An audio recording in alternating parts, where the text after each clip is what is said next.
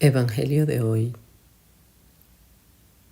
segunda semana del tiempo ordinario, feria.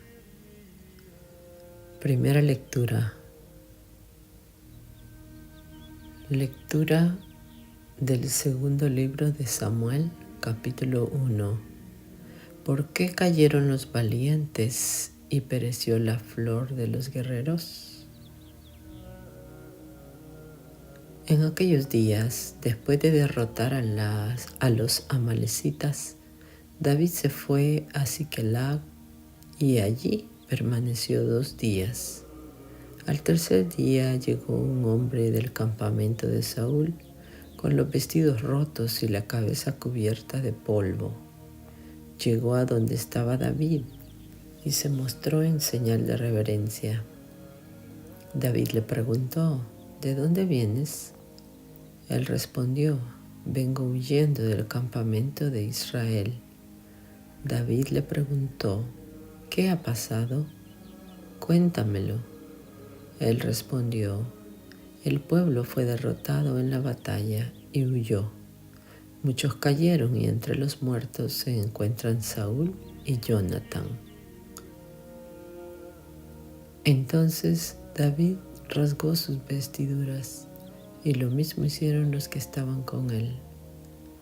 Prorrumpieron en lamentaciones y llanto y ayunaron hasta la noche por Saúl y Jonatán, por el pueblo del Señor y por la casa de Israel, pues habían muerto a espada. Entonces David entonó una elegía por Saúl y su hijo Jonatán. Tus héroes, Israel, han sido inmolados en tus montañas. ¿Por qué cayeron los valientes, Saúl y Jonatán, queridos y admirados, inseparables en la vida y unidos en la muerte, más veloces que las águilas y más fuertes que los leones? Hijas de Israel, lloren por Saúl, que las vestía de púrpura y de lino, y las cubría de joyas y de oro. ¿Por qué cayeron los valientes en medio de la batalla? Jonatán yace muerto en tus montañas. Por ti, Jonatán, hermano mío, estoy lleno de pesar. Te quise con toda el alma, y tu amistad fue para mí más estimable que el amor de las mujeres. ¿Por qué cayeron los valientes y pereció la flor de los guerreros?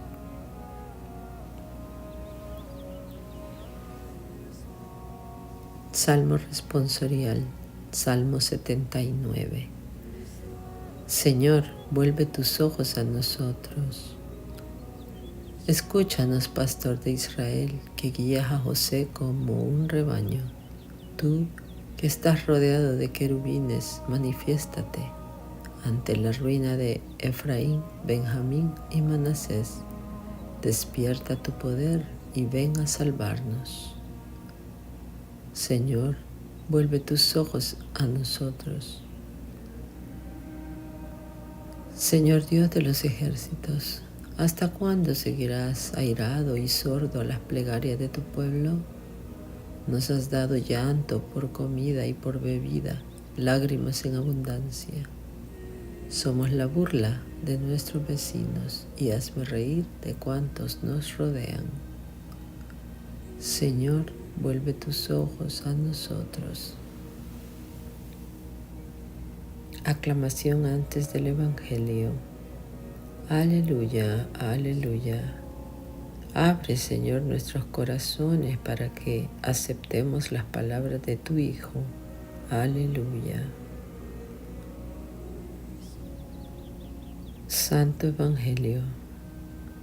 Lectura del Santo Evangelio según San Marcos, capítulo 3, versículos del 20 al 21. En aquel tiempo, Jesús entró en una casa con sus discípulos y acudió tanta gente que no los dejaban ni comer. Al enterarse sus parientes, fueron a buscarlo, pues decían que se había vuelto loco. El Evangelio meditado del Padre Alfonso Milagro. Cuando sus parientes se enteraron. En brevísimas palabras, el Evangelio de hoy nos presenta una realidad sumamente triste. Jesús fue a su pueblo, sus parientes, lejos de alegrarse por ello y por la fama que Jesús ya iba cobrando, lo tuvieron por loco y quisieron secuestrarlo para que no hablara en público. Esto nos da pie para la siguiente reflexión.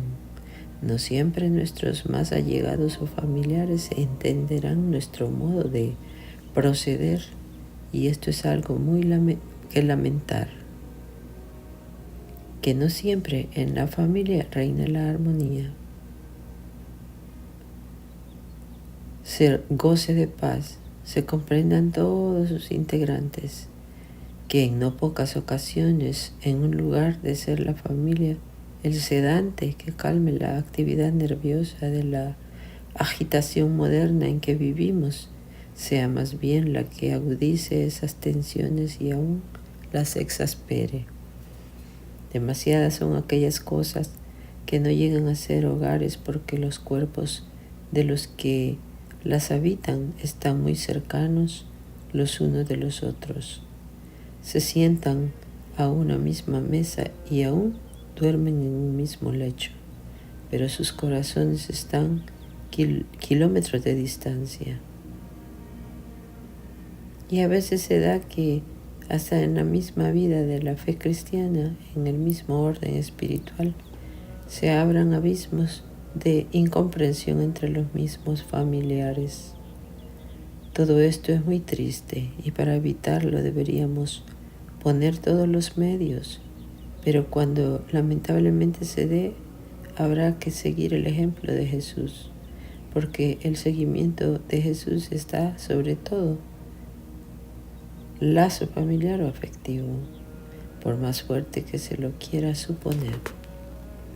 Los parientes de Jesús en su pueblo pensaron que Jesús había perdido el juicio, por tanto que trabajaba, pues, como anota el Evangelio, ni siquiera podían comer. Por esa razón, y con el pretexto de que no se entregara tanto al apostolado, quisieron apoderarse de él, sin entender que el Señor había venido para eso y en eso tenía que estar. Y a eso tenía que dedicarse.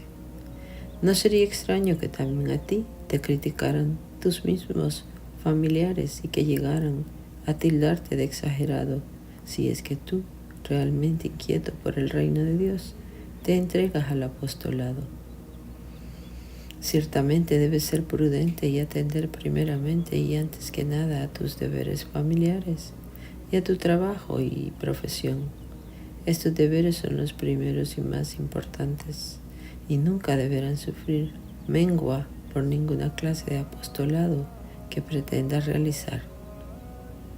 Has de ser prudente, pero no confundas la virtud cardinal de la prudencia con la prudencia de la carne, que hallarás siempre textos para que no te dediques al apostolado. Vivencia.